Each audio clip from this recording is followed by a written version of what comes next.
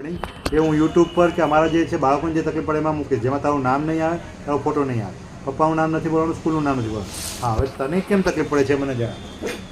હવે સવારે 5 વાગ્યાને ઉઠીએ, 5:30 ટ્યુશન જતો રહેવાનું, 5:30 થી 7 વાગે ટ્યુશનથી આવ્યા પછી ફરીથી ચા નાસ્તો કર્યો, 10:45 સ્કૂલથી પાછા 4:45 આવવાનું, આવીને 20 જ મિનિટ ઘરમાં બેસી કપડાં બદલી અને સીધું ટ્યુશન. કેટલા વાગે? 5:30 ટ્યુશન. 5:30 ટ્યુશન આયા, 7 વાગે પતાવ્યું, 7 વાગે આવી નહીં જમી અને સીધું ભણવા. 5 મિનિટ ફોન લીધો હોય તો બસ ફોન લઈ લીધો. આ તે કહીએ કે થોડી વાર માઇન્ડ ફ્રેશ કરવા જવા દો તો કે ફોનની શું જરૂર છે તમારે માઇન્ડ ફ્રેશ કરવા? તો શું કરવું જોઈએ માઇન્ડ? બસ તો કે સિરિયલ જોઈએ તો કે સિરિયલોમાંથી શું શીખવા મળે? તો ચલો એ વાત એમની કહે સાચી આપણે માની લઈએ, પણ મ્યુઝિક અને જુડોમાં જવા ના પાડવાનું કારણ શું? બસ સ્ટડી પર ઇફેક્ટ પડે. હવે એક જ કલાક હોય છે દિવસમાં. કઈ રીતે સ્ટડી પર અસર પડે? માન લો કે આમ તો જુડો કે તમારે મ્યુઝિક તમે એક દિવસમાં 1 કલાક કરતા હો સ્પોર્ટ્સ, તો એનાથી તો મગજના જે હોર્મોન હેપી હોર્મોન વધે, એનાથી યાદશક્તિ સારી રહે. તો મેં કરું છું તો કે ના. 9th બી મેં જુડો કરતી હતી તો બી મારા 98% આવ્યા. જુડો બંને ચાલુ જ હતું, પ્રેક્ટિસ બી મેચ બી બધું પરફેક્ટ આવ્યા. તો 10મું આવ્યું તો કે બસ ઇફેક્ટ. તો બીજા સગાવાલા કે કહેતા નથી પપ્પાને કે મમ્મીને, સમજાવતા નથી? એ કહે છે કે ભણવા દો બસ. ઓકે, તે કીધું ક્યારે કે પપ્પા મને આ વસ્તુ કરવાથી મારું મગજ અને શરીર સારું રહે છે? મેં કીધું 100 વાર કીધું પપ્પા જુડો કરીને મેં એક્ટિવિટી આમ તો કસરત કરવા મળે નહીં ટ્યુશન પર, તે બાને મારી એક કસરત બી થઈ જાય, એ બાને હું ખુશ એમ થોડી ફ્રી બી રહું. ખુશ બી રહે ને, કેમ કે કસરત અને સ્પોર્ટ્સ મનગમતી વસ્તુ કરતા હોય, સ્પોર્ટ્સ મ્યુઝિક તે મોબાઈલ કરતા તો વધારે સારું છે. એ મેં જ કહું મોબાઈલ ના આડું એના કરતા તો એ કરવું એ વધારે સારું.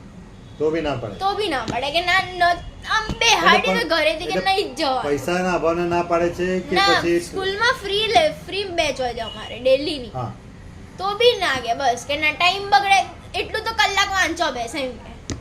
પણ તું એવું ના કહી શકે પપ્પા માન લો કે હું 12 કલાક વાંચું અને મને જે યાદ નથી રહેતું આ બેચેનીના કારણે, બરાબર, એના કરતાં તો હું શક્ય છે કે મારું મન ખુશ હોય કસરત કરીને અને હું 4 કલાક વાંચીશ તો બધું મને યાદ રહેશે અને હું પતાવી દઈશ. તું ના કહી શકે? 9th માં એટલી ફ્રી હતી કેમ કે સ્પોર્ટ્સ વોલીબોલનું ચાલતું, બધું જ ચાલતું હતું કમ્પ્લીટ. બધું બંધ કરાવી દીધું, બસ 24 કલાક ચોપડો લઈને બે. ના, ટીચરોને તે વાત કરી આ બાબતમાં? અમારી ટીચર છે તો એ બી કે ના ભણવા પર ફોકસ આલો. એમ કે તું 98% લાવે એવી છે તો પછી અધર એક્ટિવિટીમાં શું કામ ધ્યાન આપે છે? સ્ટડી પર હાલ. પણ અધર એક્ટિવિટી એ એક્ટિવિટી નથી, એ તમારી હેપીનેસ અને તમારી હેલ્થ માટે જરૂરી છે, માઇન્ડ અને બોડીની. તમે માઇન્ડ અને બોડીથી હેલ્ધી હશો તો તમે સારું કરી શકશો ને. એ સ્પોર્ટ્સ હોય કે ભણવાનું હોય. આજે માન લો કે હવે આ હેલ્થ બગડી માઇન્ડની, આ માઇન્ડની હેલ્થ બગડી ગઈ તો આ ભણવાનું તો રહી ગયું ને સાઈડમાં, એક્ઝામ બી બાજુ. ચલો ભણવાનું તો દૂર છે, એક્ઝામ બી સાઈડમાં છે આજે. તો હવે ક્યાં ગયું એ બધી બાબતો? ઠીક છે, હું પપ્પા મમ્મીને સમજાવીશ, બરાબર, અને સગાવાલાને પણ સમજાવીશ, પણ મને એમાં ટાઈમ આપજો, બરાબર. મારી એવી તને પર્સનલ સલાહ છે કે તારે પરીક્ષા આપવી કે ના આપવી તારો વિષય છે, તારી પ્રાયોરિટી છે. ના, એક્ઝામ તો પૂરી અત્યારે 2 કલાકની, પણ કાલે બંને સાથે આપી દઈશું. પણ બીજું કે માઇન્ડને કંટ્રોલ કરવું એ તારા હાથમાં છે. બીજા લોકો આપણા માઇન્ડને કંટ્રોલ કરે એવું ન થવું જોઈએ. બીજાની લાગણીઓ, બીજાનો અફસોસ, બીજાનું ગિલ્ટ, અથવા આપણે એમ કહીએ તો વર્ડ કયો વાપરે તો પપ્પા મમ્મીનું શું હોય એક્સપેક્ટેશન, એ આપણા મગજને નુકસાન ન કરવું જોઈએ. માઇન્ડને અપેક્ષાઓ કોઈ વ્યક્તિની હોય તો ઇટ્સ ફાઇન, આપણે પ્રમાણે કરીએ બી ખરા મહેનત, પણ અપેક્ષાઓ પ્રમાણે એમાં આપણી અપેક્ષાઓ કોમ્પ્રોમાઇઝ ના થવી જોઈએ. અને આપણી અપેક્ષાઓ યોગ્ય હોય, અલગ હોય, એ બી પૂરી તો થવી જોઈએ. માન લો કે ભણવું શેના માટે છે? પ્રોગ્રેસ માટે જરૂરી છે, શીખવા માટે જરૂરી છે. ડૉક્ટર બનવા માટે એવું નથી, આઈએસ બનવા માટે એવું નથી. બારમાં પછી પપ્પાને એમ થઈ ગયું ચાલ કે તારે આઈએસ બનવાનું છે, ડૉક્ટર નહીં તો, તારી ઈચ્છા તારે એવી થઈ ગઈ કે મારે સીએ નથી બનવું, મારે બિઝનેસમેન બનવું છે, તો એવું થઈ શકે ને. એ ટાઈમે શું સુટેબલ છે, શું સારું છે, શું યોગ્ય છે એ કરવું જરૂરી છે ને. ઈચ્છાઓ તો બદલાતી રહે, પપ્પાની એ બદલાઈએ અને આપણી એ બદલાઈએ.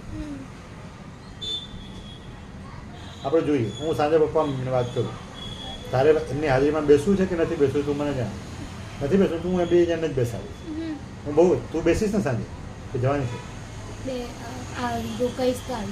તું આજે સાંજે આવજે એટલા માટે, જો જવાન ના હોય તો.